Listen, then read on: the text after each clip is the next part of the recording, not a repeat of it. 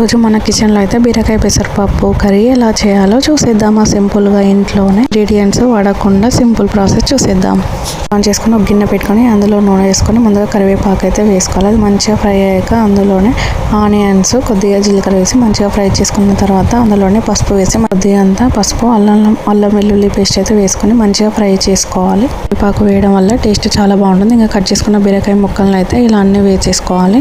పప్పునైతే ఒక half an hour ముందు అయితే నానబెట్టేసుకున్నాను. ఇక అది కూడా ఇందులో వేసేసి అయితే సాల్ట్ వేసేసి మంచిగా ఫ్రై చేసుకోవాలి. ఇప్పుడు సాల్ట్ వేయడం వల్ల ముక్క తొందరగా ఉడికిపోతుంది. నెక్స్ట్ తర్వాత మూత అయితే తీసేసి ఇందులో సరిపడా కారం 2 స్పూన్స్ కారం అయితే వేసేసుకొని ఒక టీ గ్లాస్ వాటర్ అయితే వేసుకొని మంచిగా కలిపేసుకోవాలి. ఫ్లేమ్లో 2-3 మినిట్స్ అయితే కుక్ చేసుకున్నాక ఒక స్పూన్ ధనియాల పొడి కొత్తిమీర వేసుకొని అయితే ఒక 5 మినిట్స్ అయితే లో ఫ్లేమ్లో కుక్ చేసుకోవాలి. స్టవ్ ఆఫ్ చేసుకోవడమే. కమ్మగా బీరకాయ పెసరపప్పు కర్రీ అయితే రెడీ. చూసిండే కదా, మీరు కూడా ట్రై చేసి కామెంట్ అయితే చేసి